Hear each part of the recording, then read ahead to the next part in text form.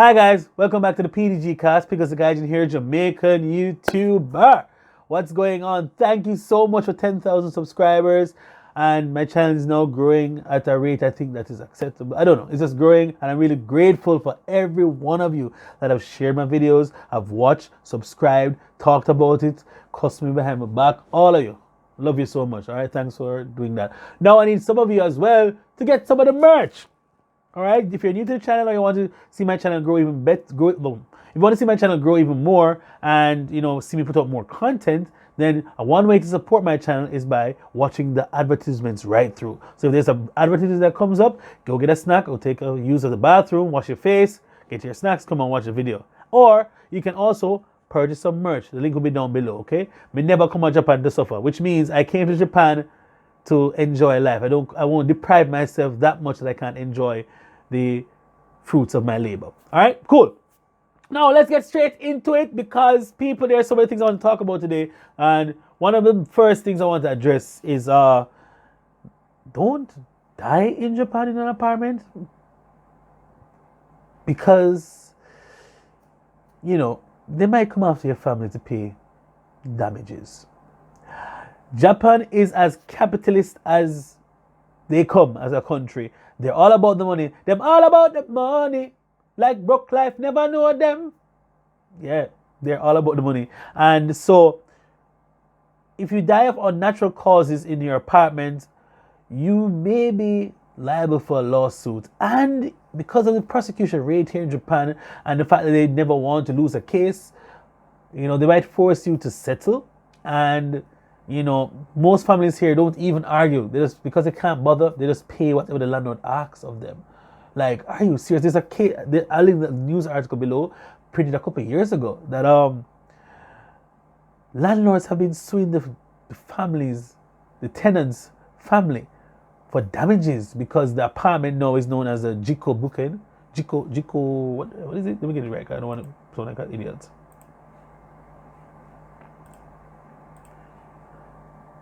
Right, the apartment now is known as Jiko Buken, and that is like Jiko Buken, which is basically an apartment that a death has happened in, and it tanks the value of that apartment, and you have to lower the rent or lower the value of the whole thing. And so some landlords have gone on to say the whole building is now cursed, so they have to rebuild the whole entire complex. Now, can you imagine the chagrin? I would. Like, what, fam? Are you serious though? Like, you can't do that. But apparently in Japan, because they don't like to have conflicts, they try to come to an amicable settlement and always tend to rule with the landlord.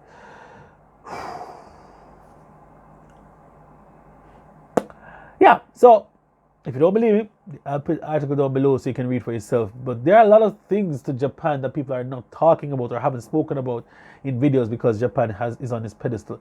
Here's the thing. I don't mind. Japan, great place. Pay me my money, go home, I gotta do my thing. But there are a lot of things that people don't know, and another thing that they all need to speak about because of what I don't know.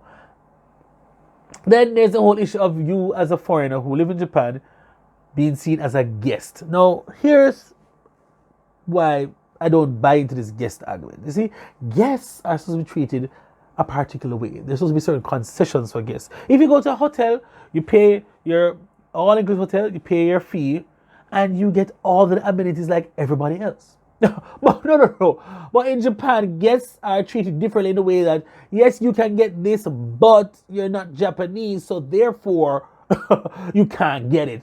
But wait, what? Okay, so let me become a Japanese citizen, like a permanent resident. Yeah, you are a permanent resident, but you're not Japanese, so you can't really do certain things. So what is the point? If you are taxing us like a citizen, why aren't all the facilities that are and the amenities that are available to Japanese citizens available to foreign residents who are paying their taxes? Yeah, so that's how it is. It's crazy now, even for foreigners to get apartments and stuff. Still, because they want guarantors, one.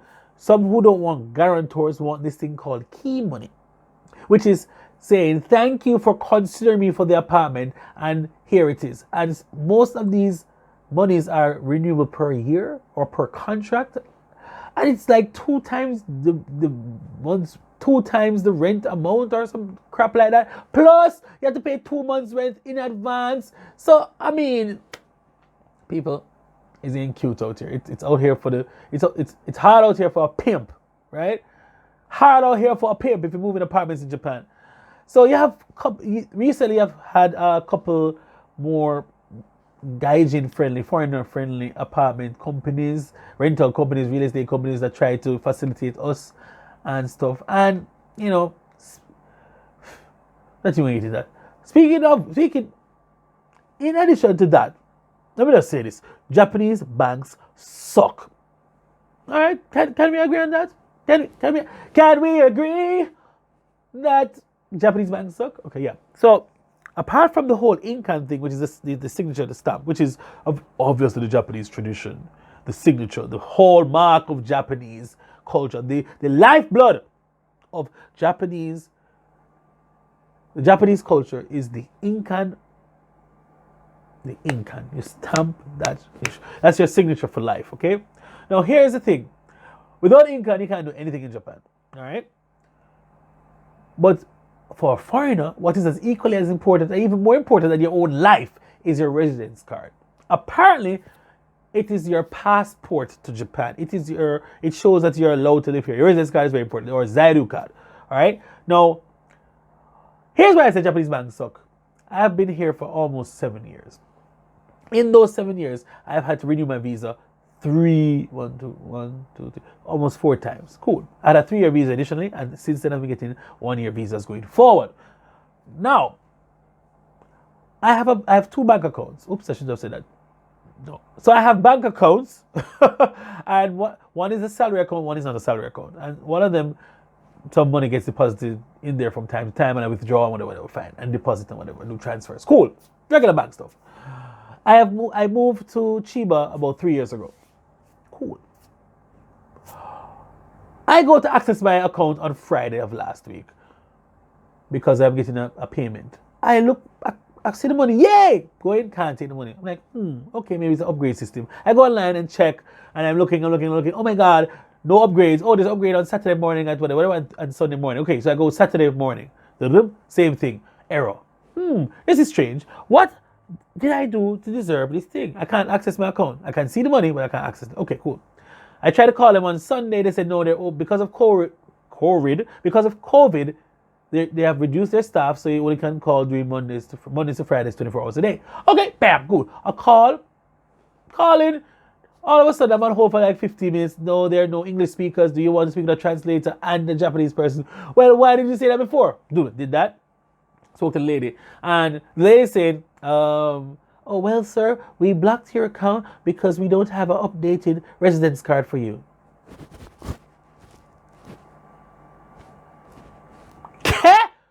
Where? You just said to me, you blocked my bank account because you don't have an updated residence card for me. After 3 years of renewing my card, you don't have an updated residence card. So you block my bank account with my money. I'm trying to see the correlation between a residence card and a bank account.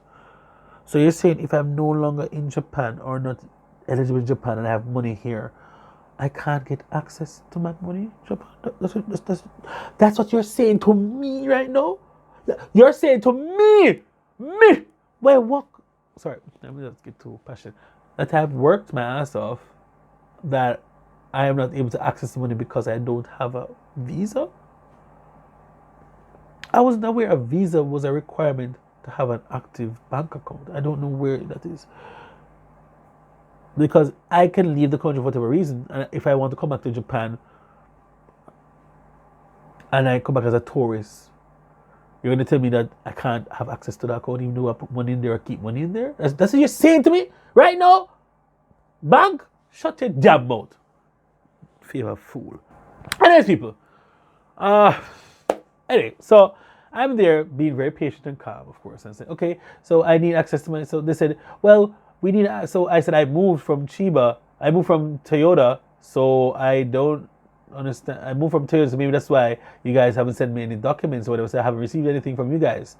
And I yes, I have a renew card and it expires in July. Okay, so can you give us the number for the card? I gave the number for the card. Then they said, okay, sir, for you to access your account, we need the reason so we can grant you access now. Me? Forgive you a reason why does somebody need money? Why does somebody breathe?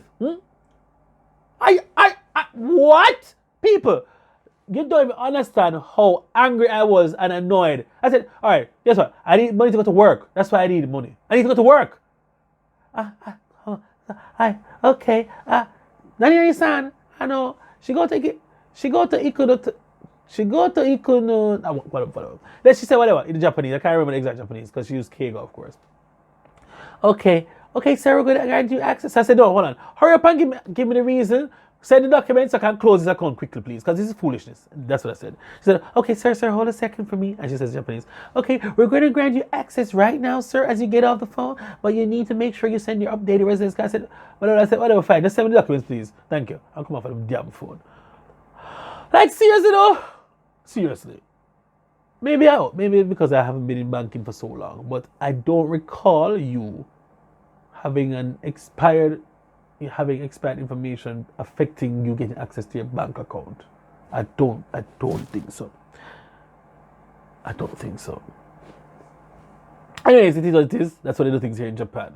And that pissed me the hell off. And that was how's your weekend?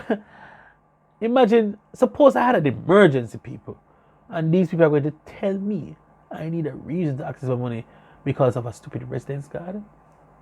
Yo, you need to cut this crap. This country can be so discriminating to foreigners. All right, maybe I'm overreacting. Yeah, I'm over. Now, let's get to something a bit more juicy. You know what I'm saying? Yeah. So Japan, what's going on? Why are you fronting?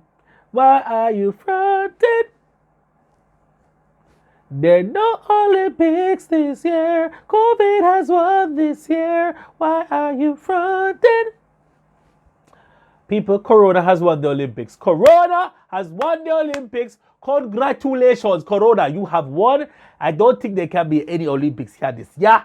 I don't understand. I don't understand. There are no Olympics this year. How can they have Olympics? Athletes are still training. Jamaica getting ready to win the 100 meters, of course. In the women's race, women's 100 meters going to win it.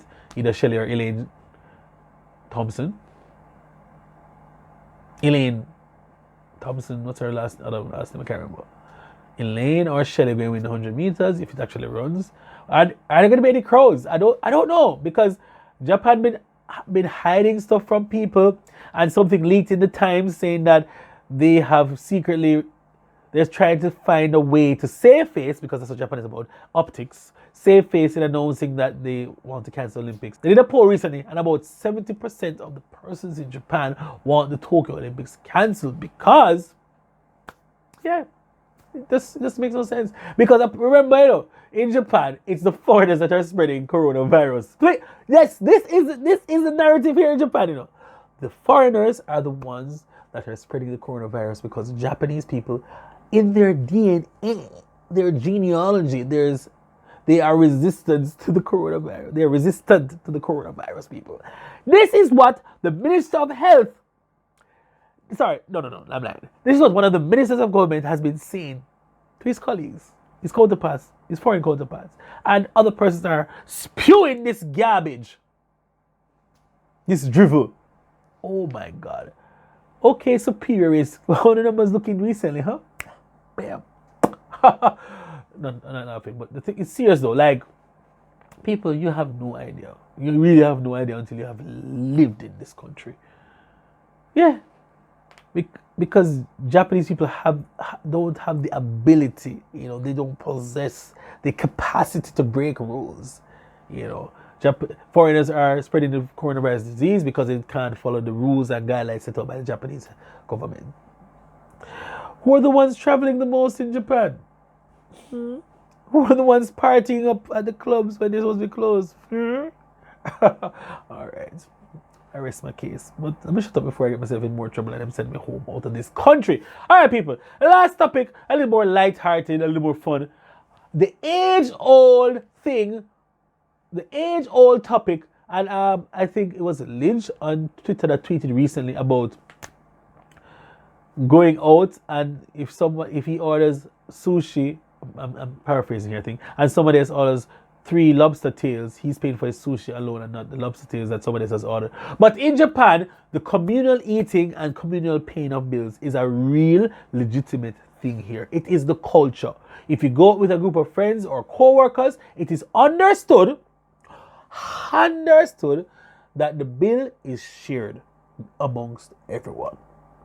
And if you hang out with some really cool Japanese people, oftentimes you don't even pay anything because they say, no, I'll pay for you, I'll treat you. And it happens all the time. I have been the benefactor of many a treat, and I am grateful. Just that I know that when I go back to Jamaica and they come there, they can't even spend a cent on an ice cement because they've been really good to me, a couple of people here in Japan. Like, seriously.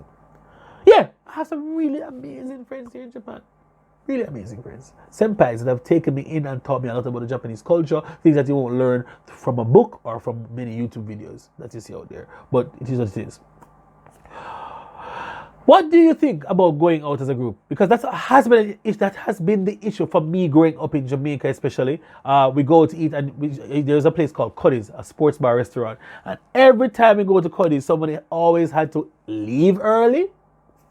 Someone always was short on their payment. Some people would only pay the exact amount of money, not including gratuity or tax. Right? So, or someone would always give less than what they're supposed to give. Deliberately, like, oh, yeah, but I think mine about $1,000. How? You bought the pasta, the Cuddy's Mama's 2 peas, you bought the herky jerky pasta, and you had a mudslide. How is that $1,000, bro? Which is 1,000 yen. That's like at least 2,000. What are you talking about, fam? So yeah, it's just really interesting to know that people still try to be slick or try to be like shady with their payments of funds. Like it's annoying. So what do you feel? So in Japan, that's the culture. Once you go to eat as a group, co-workers especially, you split the bill evenly among the parties there. So many foreigners who come to Japan are often greeted with surprise and when they go out and they just, oh, I'm a vegetarian, I only can eat a salad. But then when the bill comes, they say, okay, you gotta pay 2,000 yen. What? For 2 pieces of leaves, fam? Yeah, the group. And for those who are less resistant, they pay. Others who are a bit more combative, that's a word? Combative, will fight it. And, some get away, some don't. And then, they're excluded or excommunicated from the group because, they don't understand Japanese culture. But it's fine. Most of us are fine. Most of us here just want to make money and enjoy ourselves. So we're quite fine. So tell me, if you go out as a group, is it split bills or everyone pays what they ate? Let me know in the comments down below. Do you split the bills evenly among the group or everyone gets separate checks? And when paying the group bill, do you also calculate the gratuity and tax? Because that's important. Because oftentimes it falls on, what's annoying? When you go out for your birthday and you invite people out to eat and stuff, and you, the birthday person, end up having to pay for somebody else's meal, which is highly disrespectful. If you don't have the money, don't come. Don't come. All right, that's the video today, the Pdgcast. Biggest guys in Jamaican YouTubers. See you soon, and look forward to the live stream on Sunday. All right, I'm out.